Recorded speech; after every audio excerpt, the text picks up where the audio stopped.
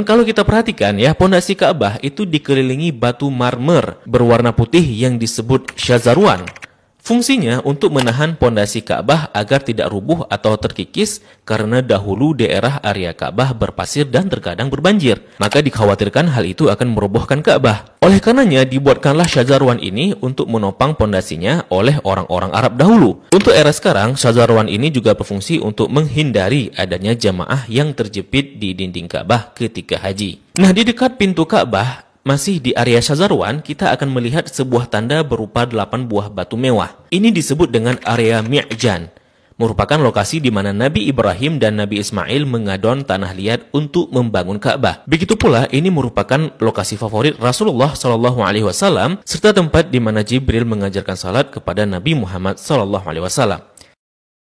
Kain yang menyelimuti Ka'bah ini disebut dengan kiswah. Orang yang pertama kali menyelimuti Ka'bah dengan kiswah merupakan seorang raja dari Himyar yang bernama Tubba Abu Karb. Dahulu orang-orang Arab menggantung syair-syair terbaik mereka di dinding Ka'bah sebagai bentuk kebanggaan budaya peradaban mereka dalam bidang sastra. Dan tahukah teman-teman, jika warna kiswah tidak selalu hitam.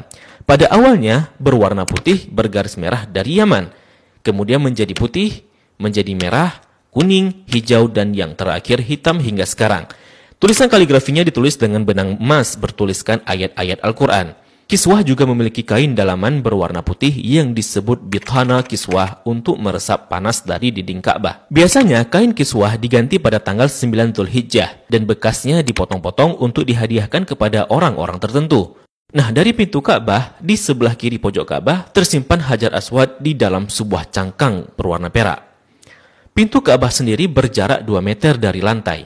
Pada awalnya teman-teman, pintunya sejajar dengan lantai.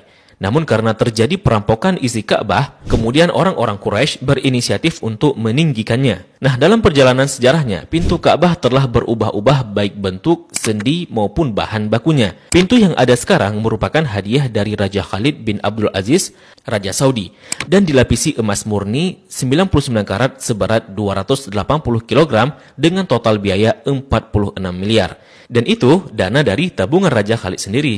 Nah, pintu ini memiliki kunci dengan desain klasik dan secara turun-temurun sejak dahulu kala dipegang oleh keluarga keturunan Qusay bin Kilab bin Murrah. Dan pintu ini hanya dibuka 2 kali selama setahun, yakni pada awal bulan Sya'ban dan awal bulan Zulhijjah untuk dibersihkan. Dan untuk memasukinya diperlukan tangga portable. Dalam Ka'bah sendiri tidak memiliki lampu, sehingga ketika memasuki Ka'bah maka akan diterangi dengan penerangan dari luar. Nah, ketika kita memasuki ke dalam Ka'bah, maka kita akan melihat jika lantai dan dinding dalam Ka'bah dihiasi dengan batu marmer yang dominan putih. Marmer hijau menghiasi lantai dengan bentuk persegi yang dihiasi oleh marmer coklat di sampingnya. Kalau kita salat di dalam Ka'bah, maka garis ini bisa jadi batas safnya. Kalau diperhatikan, maka di sudut terdapat potongan marmer hijau.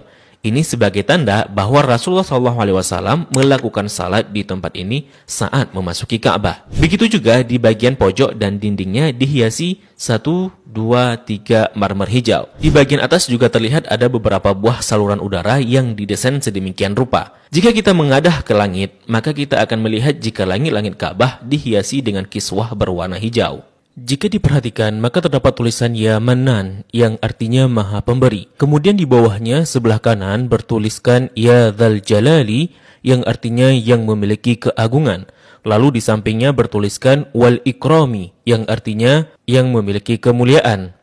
Di bawahnya tertulis penggalan surah Al-Baqarah ayat 144 yang berbunyi Qad nara taqalluba wajhika fis samai falanuwalliyannaka qiblatan tardaha fawalli wajhaka syatral masjidil haram. Kemudian di tengahnya bertuliskan kalimat tauhid La ilaha illallah Muhammadur Rasulullah.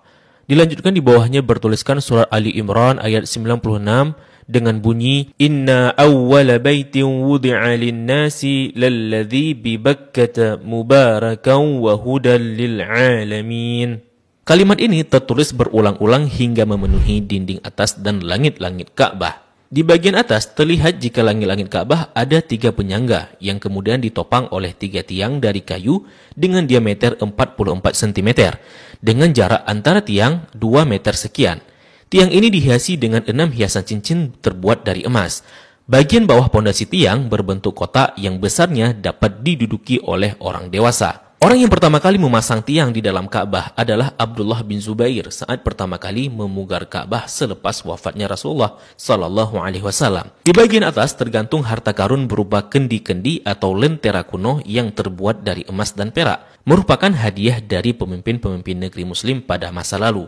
Kalau ditanya kenapa kendi-kendi ini masih digantung, ini merupakan tradisi yang sudah ada sejak masa silam. Nah, di bawahnya, tepatnya di antara tiang, terlihat sebuah meja heksagonal berwarna putih dengan atasannya dihiasi marmer hijau. Memiliki kabinet penyimpanan dengan 2 pintu dan 4 engsel. Memiliki 2 pegangan. Ini berfungsi untuk menyimpan bukhur dan minyak wangi seperti kasturi, ember, gaharu, dan sebagainya yang nantinya digunakan untuk mencuci dan membersihkan Ka'bah. Dan ini merupakan wadah untuk menaruh wewangian. 2 sisi dinding Ka'bah terdapat 1, 2, 3, 4, 5, 6, 7, 8, 9, 10 buah plakat yang tertempel di dinding Ka'bah dengan warna yang berbeda dan terbuat dari batu alam. Salah satu yang mencolok adalah plakat yang tepat berada di depan area Rasulullah Salat.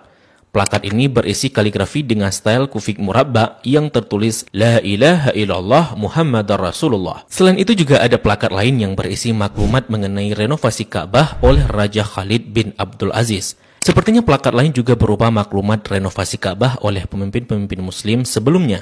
Di sampingnya terdapat sebuah pintu yang disebut pintu At-Taubah yang sepenuhnya dihiasi dengan emas murni. Di belakang pintu ini ada sebuah tangga yang mengakses ke atas Ka'bah. Dari atas dapat dilihat jika ada pengait untuk mengikat kain kiswah dari atas.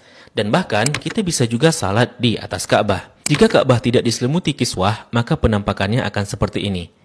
Nah, kiswah Ka'bah akan diganti setahun sekali dan harganya mencapai 50 miliar dengan berat 650 kg. Kiswah juga berfungsi untuk menghindari dinding Ka'bah dari keretakan akibat panas matahari. Nah, inilah gambaran dari Ka'bah dan apa-apa saja yang ada di dalam Ka'bah.